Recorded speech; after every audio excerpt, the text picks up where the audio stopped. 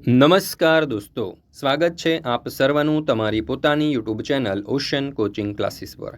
મિત્રો, આજે આપણે ધોરણ 5ના હિન્દી વિષયની જે દ્વિતીય સત્રાંત પરીક્ષા આવી રહી છે તે દ્વિતીય સત્રાંત પરીક્ષાની અંદર દરેક વિદ્યાર્થીઓ ખૂબ સારામાં સારી મહેનત કરી અને ઝળહળતું પરિણામ પ્રાપ્ત કરે એ માટે થઈને બ્લુ પ્રિન્ટ પ્રમાણેના મોસ્ટ આઈએમપી પ્રશ્નપત્ર દરેક વિષયના તૈયાર કરેલા છે। અને આ બ્લુ પ્રિન્ટ પ્રમાણેના જે પ્રશ્નપત્ર છે ને મિત્રો, આપણી ચેનલ સિવાય બીજે કોઈ પણ જગ્યાએ તમને મળવાના નથી। ખાલી પ્રશ્નપત્ર જ નહીં, સાથે અસાઇનમેન્ટ પણ આપણે બ્લુ પ્રિન્ટ પ્રમાણે તૈયાર કરેલા છે। તો જરૂરથી દરેક વાલીઓ, વિદ્યાર્થીઓ અને શિક્ષક મિત્રોએ અવશ્ય આ બ્લુ પ્રિન્ટ પ્રમાણેના જે પ્રશ્નપત્ર અને જે અસાઇનમેન્ટ છે તેનો અભ્યાસ કરી લેવો, જેથી કરીને પરીક્ષાની સારામાં સારી તૈયારી કરી શકાય।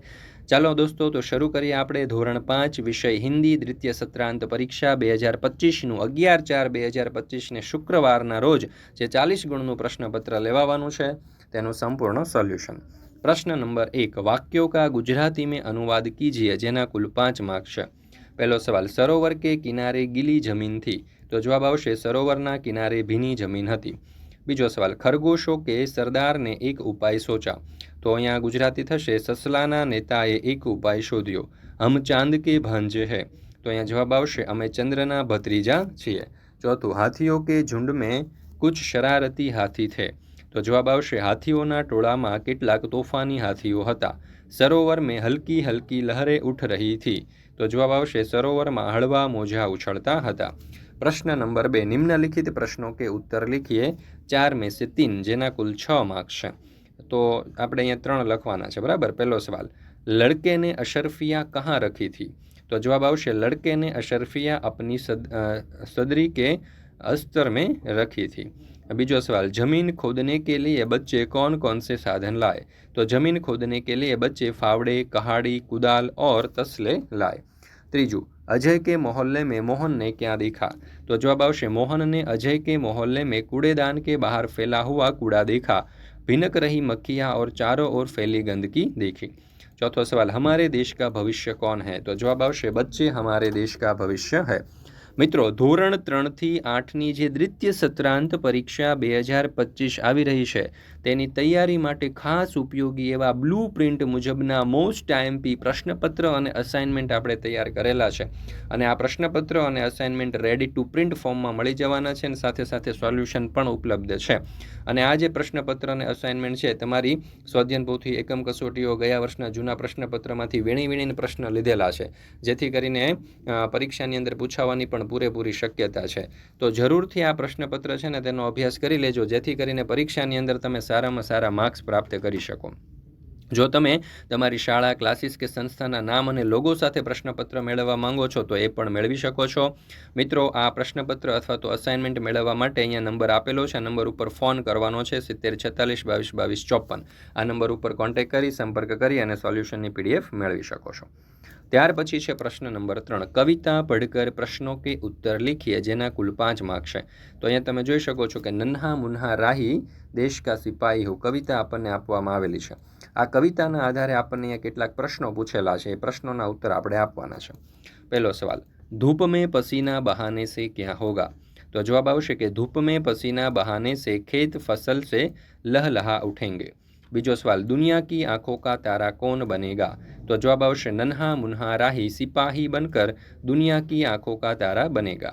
तीजो सवाल, नन्हा राही सबको क्या सिखाएगा, तो जवाब आवशे नन्हा राही सबको प्यार भरा व्यवहार सिखाएगा। चौथो सवाल, नन्हा राही दुनिया में क्या गिरने नहीं देगा, तो जवाब आवशे नन्हा राही दुनिया में बम गिरने नहीं देगा। ત્યાર પછી છે પાંચમો સવાલ, देश का सिपाही कौन है, तो जवाब आवशे नन्हा बालक देश का सिपाही है। प्रश्न नंबर 4, निम्नलिखित शब्दों को शब्दकोश के क्रम में लिखिए, जेना कुल 2 मार्क्स है। तो बारिश, लहलहाई, खेल અને કડાહી આપણને આપેલું છે।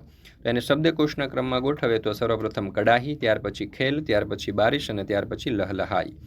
प्रश्न नंबर 5, नीचे दिए गए विशेषणों का वाक्य में प्रयोग करके लिखिए। लाल, तो वाक्य आवशे सूरज ढलने पर पूरा आसमान लाल हो गया। कोमल, तो वाक्य आवशे गुलाब की पंखुड़ियाँ बहुत कोमल होती है। अच्छा, तो वाक्य बनशे मोहन एक अच्छा खिलाड़ी है। ત્યાર પછી છે પ્રશ્ન નંબર 6, समानार्थी शब्द देखकर उसका वाक्य में प्रयोग करके लिखिए किन्हीं दो।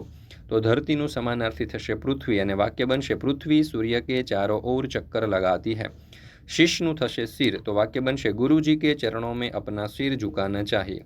પહાડનું થશે પર્વત, તો વાક્ય બનશે हिमालय सबसे ऊंचा पर्वत है। ત્યાર પછી છે પ્રશ્ન નંબર 7, વિરુદ્ધાર્થી શબ્દ देकर उसका वाक्य में प्रयोग करके लिखिए। सुबहનું વિરુદ્ધાર્થી થશે शाम, तो वाक्य बनશે सतीश सुबह में आने वाला था लेकिन वह शाम को आया। ત્યાર પછી બીજો શબ્દ આપણને આપેલો છે ગલત, એનું વિરુદ્ધાર્થી થશે સહી, વાક્ય બનશે तुषार का जवाब गलत नहीं था वह सही था। दिनનું વિરુદ્ધાર્થી થશે रात, वाक्य बनશે सूर्योदय होने से दिन होता है और सूर्यास्त होने से रात। ત્યાર પછી છે પ્રશ્ન નંબર 8, मुहावरों का अर्थ देखकर वाक्य में प्रयोग कीजिए।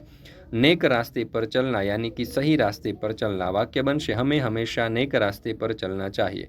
गुस्से से कांपना यानी कि क्रोधित होना, वाक्य बनશે पिताजी मेरी बात सुनकर गुस्से से कांपने लगे।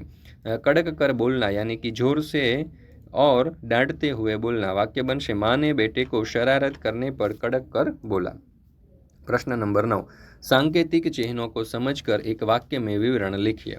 तो અહીંયા પહેલો જે આપણને સંકેત આપેલો છે તે આગે બમ્પ હેનું છે, બીજો જે સંકેત છે તે પાર્કિંગ યહાં કરે, ત્રીજો સંકેત છે તે પાર્કિંગ મના હે, ચોથો સંકેત છે તે બાएं ચલે, પાંચમો સંકેત છે તે આપણને આપેલો છે દાएं ચલે।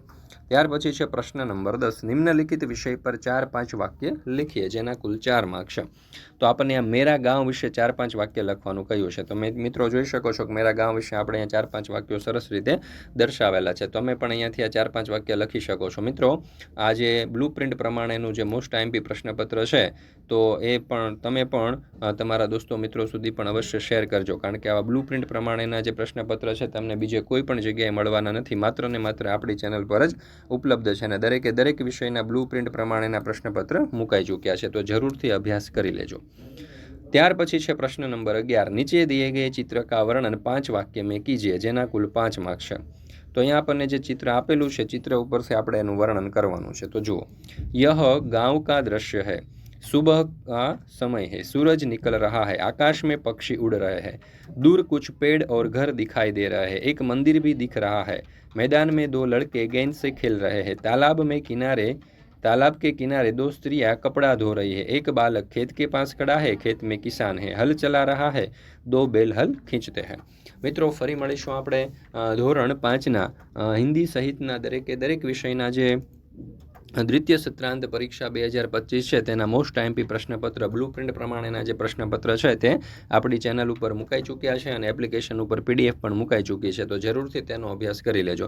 સાથે આપણા વોટ્સઅપ ગ્રુપમાં પણ જોડાઈ જજો, જેથી કરીને આ જે દ્વિતીય સત્રાંત પરીક્ષા 2025ની જે તૈયારી છે તમે ખૂબ જ સરસ રીતે કરી શકો અને આ જે પ્રશ્નપત્ર અને આ જે અસાઇનમેન્ટ છે તે તમે વાંચી શકો અને તેનો અભ્યાસ કરી શકો। આ વિડીયો તમારા તમામ દોસ્તો મિત્રો સુધી પણ અવશ્ય શેર કરી દેજો।